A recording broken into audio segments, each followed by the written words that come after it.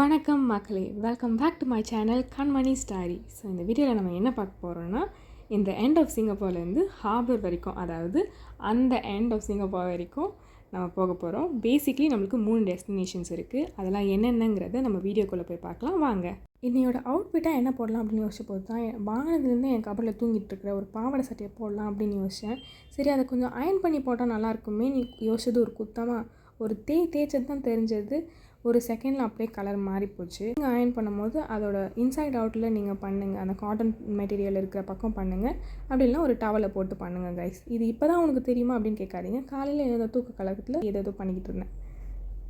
So makeup and ஹேருக்கு வந்து நான் பெருசாக எதுவும் பண்ணல, மினிமலாக தான் போயிருந்தேன். வெறும் ஸ்கின் கேர் பண்ணிவிட்டு அந்த ஃப்ளவர் கிளாக் கிளிப் வச்சு என்னுடைய ஹேரை செக்யூர் பண்ணிட்டேன். அதோட லிங்க் வேணுன்னா சொல்லுங்கள், நான் கமெண்ட்ஸில் கொடுக்குறேன். அப்புறம் லிப் பாம் ரொம்ப முக்கியமானது, அதனால் அதை நம்ம கூட எடுத்துகிட்டு போயிடலாம்.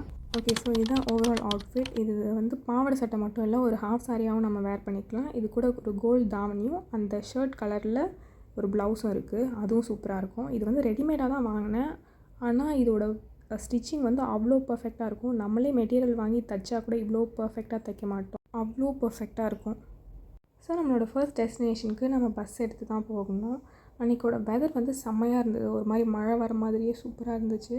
ஸோ நம்மளோட ஃபர்ஸ்ட் டெஸ்டினேஷன் நம்ம எங்கே போகிறோம்னா, கிருஷ்ணர் கோவிலுக்கு தான் போகிறோம். இந்த கோவிலுக்கு வந்து நான் ரொம்ப சின்ன பிள்ளையாக இருக்கும்போது ஒரு 10 இயர்ஸ் முன்னாடி வந்திருக்கேன்னு தெரியல, ஆனால் வந்த மாதிரியே இருந்துச்சு. ஆனால் எனக்கு சரியான ஞாபகம் இல்லை. ஆனால் ரொம்ப நாள் கழிச்சு இப்போ தான் வரேன். அந்த கோவிலில் இருக்கிற ஆர்கிடெக்சர்லாம் செம்மையாக பண்ணி வச்சுருந்தாங்க. வேறு எந்த கோவிலையும் நான் இந்த மாதிரி பார்த்தது கூட இல்லைன்னு நினைக்கிறேன். அந்த சுவர்லலாம் எப்படி செதுக்கி வச்சுருக்காங்க பாருங்கள், அந்த வுட்லேயே எவ்வளோ அழகாக பண்ணி வச்சுருக்காங்க பாருங்கள். அந்த டிசைன்ஸ், அந்த ஃப்ரேம் ஒர்க்லாம் செம்மையாக இருந்தது. எனக்கு ரொம்ப ரொம்ப பிடிச்சிருந்துச்சு. அவ்வளோ ஆச்சரியமாக இருந்தது, எப்படி இப்படி பண்ணுறாங்க அப்படின்றதெல்லாம் பார்க்கும்போது. அப்புறம் அங்கே பாருங்கள், கிருஷ்ணர் வந்து தேரில் போகிற மாதிரி எல்லாம் அழகாக டிசைன் பண்ணி வச்சுருந்தாங்க. அப்புறம் அன்றைக்கி ஓணம்ங்கிறனால குருவாயூரப்பாவுக்கு வந்து ஒரு அர்ச்சனையும் பண்ணியிருந்தோம் நாங்கள், செம்மையாக இருந்துச்சு. அப்புறம் இதை பாருங்கள் கைஸ், எவ்வளோ அழகாக இருக்குது, எப்படி இவ்வளோ அழகாக பண்ணுறாங்கன்னு தெரியல. அப்புறம் இது மோஸ்ட்டாக நான் வந்து இவ்வளோ டீட்டெயில்டாக பண்ணி வச்சுருக்காங்களா அப்படின்றத வந்து பார்த்து நான் ரொம்ப ஆச்சரியப்பட்டேன். அங்கே பாருங்கள், அந்த சாமிக்கு வந்து கன்னத்தில் குழி விழுற மாதிரி கூட பண்ணி வச்சுருக்காங்க. ஸோ கோவிலில் நல்லா சுற்றி பார்த்துட்டு விளக்கு போட்டோம். அதுக்கப்புறமா சாமி கும்பிட்டு கொஞ்சம் நேரம் இருந்துட்டு நாங்கள் வெளியே வந்தோம். வெளியே வந்து பக்கத்தில் வந்து ஒரு சைனீஸ் டெம்பிள் இருந்தது. நாங்கள் உள்ளே போகல, ஆனால் வெளியவே அந்த ஊதுவத்திலாம் ஏற்றிட்டு அப்புறமா வந்தோம். இன்னொரு நாள் உள்ளே போய் பார்க்கலாம் கைஸ். அதுக்கப்புறமா எம்ஆர்டிக்கு நடந்து போனோம். நாங்கள் எம்ஆர்டிலனாலும் வீடியோ எடுக்க முடியல. இந்த நெக்ஸ்ட் டெஸ்டினேஷன் வந்து விநாயகர் கோவில், உட்ரம் பார்க்கில் இருக்கிற லயன் சித்தி விநாயகர் கோவில் தான் அது. இங்கேயும் என்னால் அந்தளவுக்கு வீடியோ எடுக்க முடியல.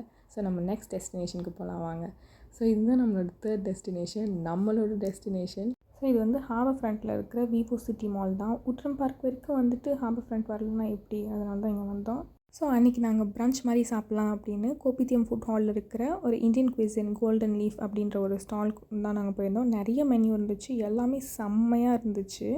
அன்றைக்கி நான் பூரி ஆர்டர் பண்ணியிருந்தேன். அந்த பூரியும் கிழங்கும் சூப்பராக இருந்தது. அந்த பூரி செம்மையாக புசு புசுன்னு இருந்தது, நீங்கள் கண்டிப்பாக ட்ரை பண்ணி ஆகணும்.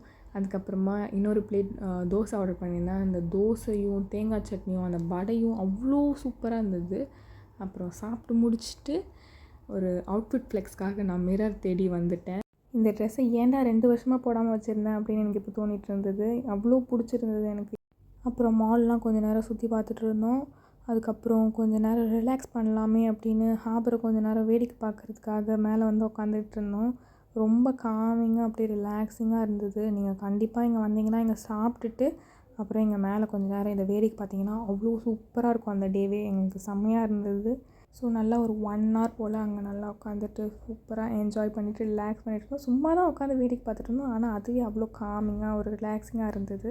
நாங்கள் ப்ரன்ச் சாப்பிட்டப்போ என் தம்பி சாப்பிடல, அதனால் மறுபடியும் அந்த கோபித்தியம் ஃபுட் ஹாலுக்கே போயிட்டு அந்த இந்தியன் குவிசனில் பிரியாணி ஆர்டர் பண்ணியிருந்தோம். அதுவும் அவ்வளோ சூப்பராக இருந்தது.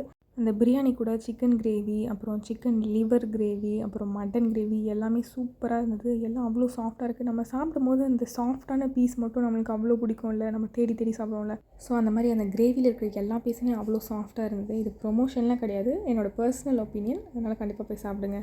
ஹார்பர் ஃப்ரண்ட் விவோ சிட்டி மாலில் இருக்கிற கோபித்தியம் ஃபுட் ஹாலில் தான் இந்த இந்தியன் குவிசன் லொக்கேட் ஆகிருக்கு. So to check it out. இந்த வீடியோவை இது வரைக்கும் நீங்கள் பொறுமையாக பார்த்துட்டு இருந்ததுக்கு ரொம்ப ரொம்ப நன்றி. That's all about this video. உங்களை அடுத்த வீடியோவில் நான் சந்திக்கிறேன். பாய்.